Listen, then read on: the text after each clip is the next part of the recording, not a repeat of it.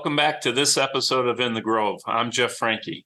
Today we have Elk Grove High School's new football coach, Danny O'Donnell. Welcome, Danny. Yeah, excited to be here. Great. It's great to have you. You've been around Elk Grove probably your entire life. Why don't you explain how you started in football as you were young? Yeah, I was introduced to football through the Youth Football Flag Football League. That was for third and fourth graders before tackles started. So I got introduced, fell in love with the game from there. Was very fortunate to be meet a lot of great friends and be coached by a lot of great coaches and people that became lifelong, kind of partners. Now that I'm taking over the program, there's still people heavily involved, like Jeff Smith, who's still, just stepped down as the president, but still has a good connection. So in kind of building that bridge between the two programs, I was very fortunate to play all the way through eighth grade and then, carried that experience on until high school and just found a love for the game. And I love how the game gives so much back to life too. There's some great parallels that you can teach and take in your life that I really want to bring to the players now at the Elk Grove program. Yeah, that is so important. And I know being involved in the program since you started way back then, we never really got the fuzzy feeling that we should have had through the high school to help, get the players ready to play Elk Grove High School football. And I think it's a great idea. And I know you'll do it to get involved with the kids as they're learning the game so they can kind of learn the different SKUs of what Elk Grove High School wants to do in their performance. So Jeff Smith's a great coach. He's been around forever, and he's still involved with the program, and I'm sure you guys will be able to help. And hopefully we've had some really great, you played quite a few championship teams back in the youth time, and they pretty much when they got to high school, there's different SKUs that the coaches wanted. And I think if you guys are all on the same page, that's going to be phenomenal for Elk Grove. Yeah, and right now we have the spring 7-on-7 league going to kind of just get kids, the numbers have been down. So I know something that Coach Samir and Coach Miles really tried to bridge before I came here was getting kids introduced to the game at an earlier age and show them the fun and the excitement that the game brings. And now the numbers are starting to grow again. So I'm hoping that we can continue to build off that. I'm trying to be a presence at practices and just show the players that, there is a connection to the high school and what they are doing matters and there's a place for them coming up and just to kind of build those relationships and show them that, we are looking forward to having them here and excited to coach them in the future. And that's the great thing about building for the future. And that's exactly what you're doing. That's great. Now you played in college, correct? Also yeah. At Carthage? Yep. Yeah, at Carthage College. Yep. Okay. So once you got out, what made you decide to get involved in coaching? I just, all the coaches that have always been in my life growing up, just always kind of building that connection and talking more just beyond the sport, just how you go about your daily life, the connections that the game brings to life. And, at the time, you don't really understand it. But as you get older, you just kind of see it. And it's like, man, like, they were right. And I wouldn't be where I am today if it wasn't for the coaches that I had all the way through youth, in high school, in college, that were always, you have a bad game or something doesn't go your way. How are you going to respond to it? And all those parallels matter, to set you up for success beyond just winning a game. It's not all about the wins and losses. That stuff does matter. It is important, being a competitor myself. But at the end of the day, when you take a step back and you look at it, it's really about, once you're done playing high school football, you got plenty of years left to live in your life. What are you going to do to set yourself up for success and give back, to other people and help them to better themselves as well? Well, that is the greatest attitude to have towards this. So just why did you decide to come back to Elk Grove? This place means a lot to me. It's special. I've always been involved in the community with reffing youth basketball at the Park District ever since I was in eighth grade. I'm still doing it every couple of weeks, here and there. I had just got hired at the school I was at in Berwyn at Morton West High School. And, a few days later, this job came open. I was like, I think it would be amazing to have an opportunity just to give back to the community that gave me so much. And I firmly believe I wouldn't be here today if it wasn't for the connections and the relationships. And, it takes a village to raise, children. It really does. And, knowing you growing up, playing with your son, like it's just those interactions, those connections. It's a special community. And people joke about it all the time, but, and they're all the exceptional community, but it's just the tight knit group. This place really is special. And I just wanted to come back and give back to this place that helped me get to where I am today. I know everybody was excited when they heard your name picked as coach, and it was like, holy cow, I can actually remember somebody 8 years old that used to, the helmet would spin on your head almost. You were so small at the time. And now you're here coaching football at Elk Grove, which I graduated a long, long time ago. So that's great. So coaching, have you picked your assistant coach? Obviously, you're one game into the season. So yes.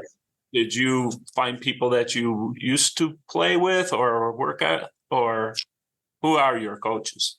Yeah. So right now, Chuck Moore, who is also an Elk Grove graduate as well, alum, he teaches special ed here. So my biggest goal was to get as many coaches in the building so that we can have a presence to really not only help them on the field, but in the classroom as well, and really build a program that's a bunch of leaders in the building, and we're going to do things the right way. So Chuck Moore, who's on our staff, Brian Lee, who is my defensive backs coach.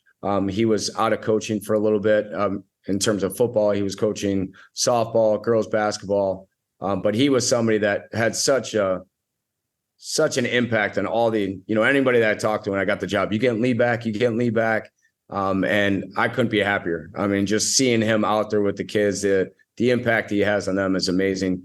Sean Milligan, who teaches social studies here. He was over at Buffalo Grove, got him back. He's coaching our O-line. Jeremy Carlson, he's back coaching with us. He's doing the defensive line.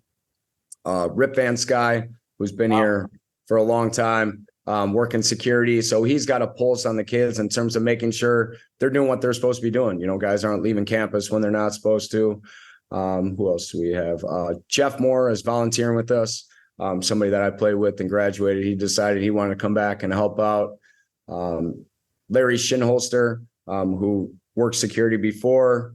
Dan Vargas, who's also the head wrestling coach. So got him involved and back on the staff as well. Chris Rogers, he's been in the program for a long time now. He runs our frost solve program. He does a great job with the kids in terms of setting the standard at an early age and how to do things. I'm trying to think if there's anybody else I'm missing. Samir, who I talked about before, who's been unbelievable. The impact he's had on this program in the last 7 years he's been here. He does an unbelievable job in building relationships with the players, but also holding them to a high standard as well, but doing it in a way that generally cares about the athletes and making them better as people too. So trying to think if there's anybody else I'm missing. I think that's about everybody. If there is anybody missing, I'll make sure to add them in. Find their name, throw it in there. Yeah. But it's those names you mentioned. I mean, I just pretty much know 3/4 of them been around, played with you. Jeremy Carlson also helped coach years ago. Lee was there. I don't know if he was there when you were there, but he coached years after that. And I heard nothing but great things about him being involved with the players. So I think you're going to have a good crew to build with. So with that said, how's the building going? How do you feel about, what's happening? I feel great. Obviously week 1, we didn't have the outcome, that we wanted. It was a tough physical football game. We had our chances to put the ball in the end zone, and we were down in the red zone, and we just didn't capitalize, for whatever reason. But overall, I think things are going great. Really trying to set the standard in the building of how we conduct ourselves. The coaches are bought in. We do coach them hard, but we love them harder. We're really there for them. They know that we're there to support them. When mistakes happen, we're not pointing the finger as coaches. We're also having conversations how we can get better and we can grow and put them in better situations to be successful. And I just think the way that we're going about our business in terms of the coaching staff, like I said, we do coach them hard, but at the same time, we are doing things the right way, and really trying to be there for these kids as much as possible to help them grow on the field, but off the field as well. Okay. Any major changes every coach has their own thing they want to do. Is there anything major that you decided to switch up? Miles had done a great job of kind of getting the program in the right direction. Coming in, I think the last thing you want to do is all of a sudden make drastic changes and kind of upheave everything. There was a great flow, a great foundation. I'm just here to help build on that and just kind of, if there are things down the line that I want to adapt, then I'll adapt. But right now it's just trying to build on what they've already established. Last year they were in the playoffs, 7-3 football team. I just want to build on that and continue that going, that winning tradition and turn this into a perennial playoff program. Yeah, I don't know. I mean, I'll just take the points when we get them, and we'll throw the defense out there if we can. Janzik under pressure, floating one up, and Touchdown. He's got it. Touchdown, Grenadiers! Garrett Ewan, unbelievable! Birds lead.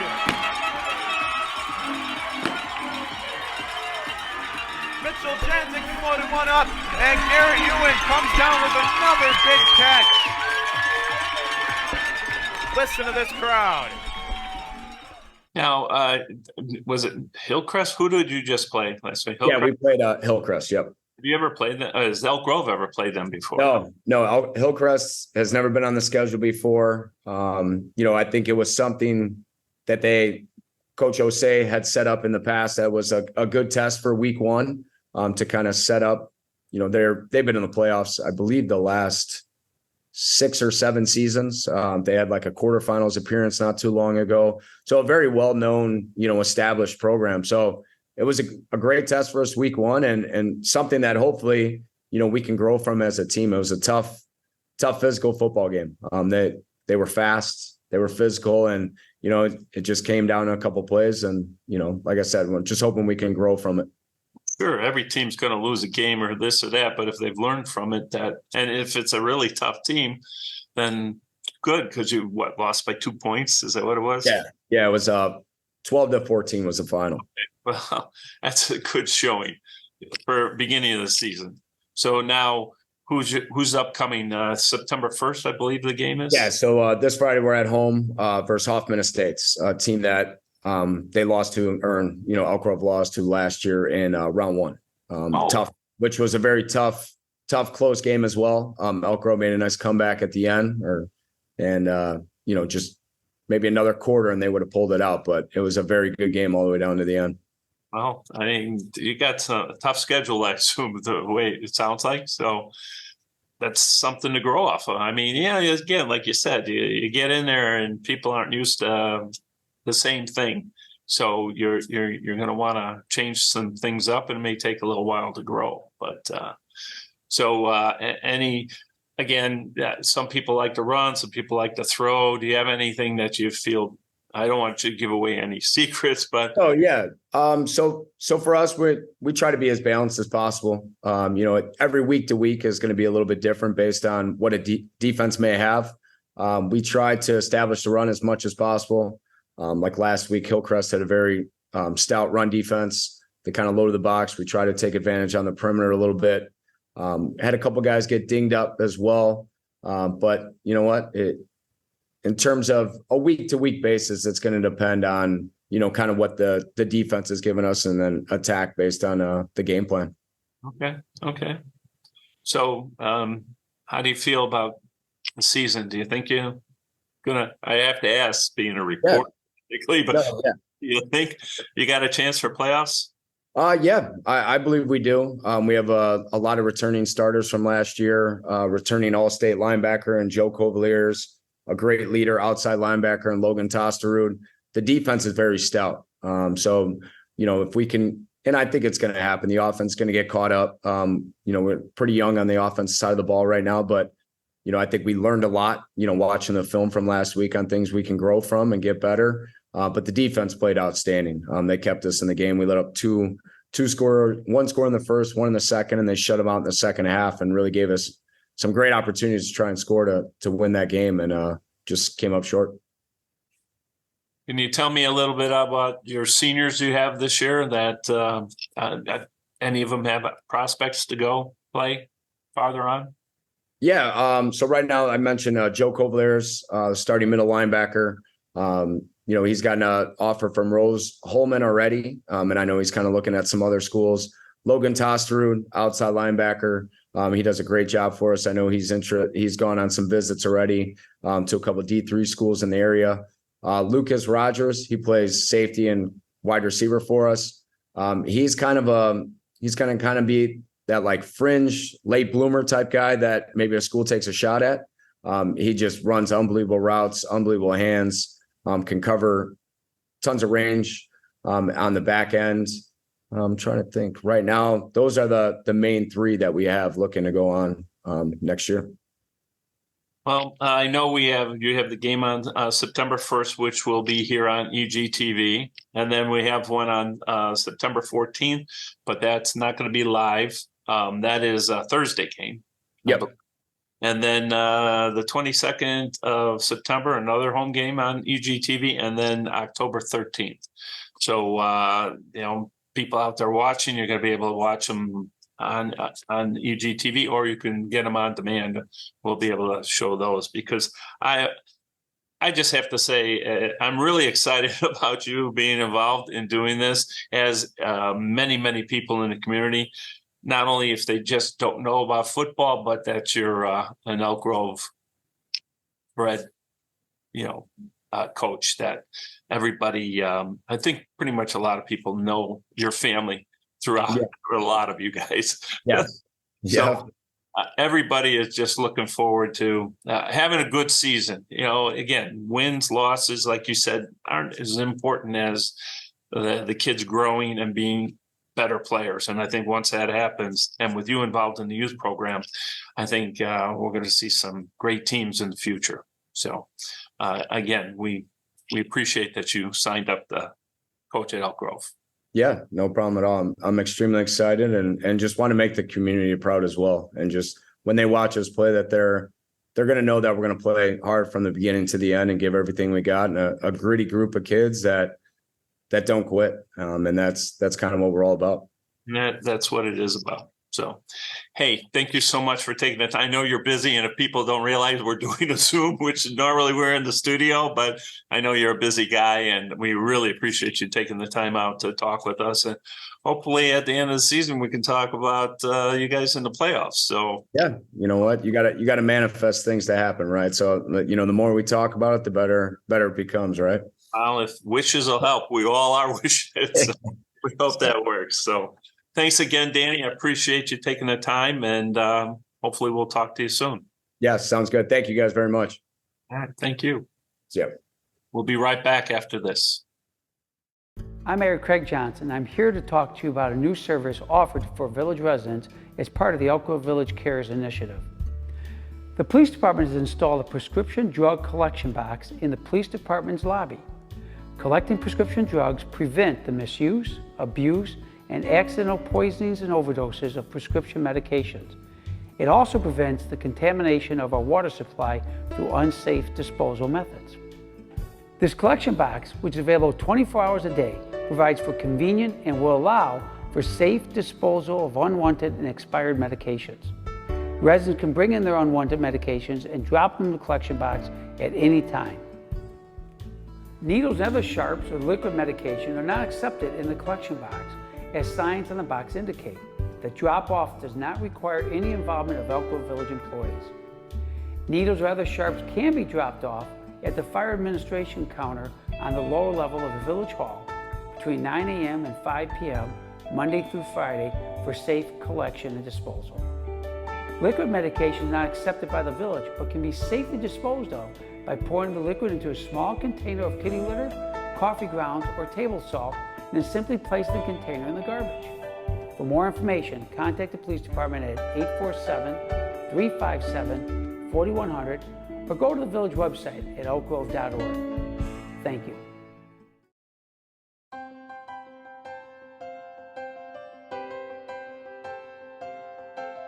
A Caring Place is a respite program available from 9:30 a.m. to 3 p.m. on Monday, Wednesday, and Thursday at Christus Victor Church.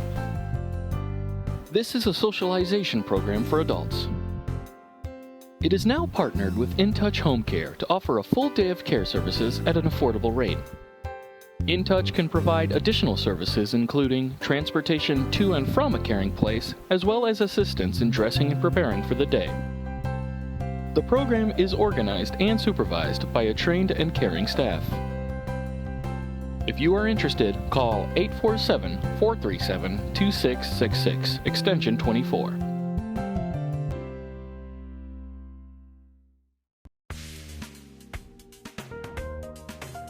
Hello, residents of Elk Grove Village. I'm Officer Elkinski. We here at the Elk Grove Village Police Department would like to remind you to follow the 9 p.m. routine. After a long day, it may be easy to forget to lock up and secure your valuables. So follow these quick and easy steps to protect your property. Step 1. Remove valuables from your vehicle. Step 2. Lock vehicle doors. Step 3. Close your garage. Step 4. Lock exterior doors. Step 5. Turn on exterior lights. By practicing these simple steps, you can help reduce crime by stopping it before it occurs. Stay safe, Elk Grove Village.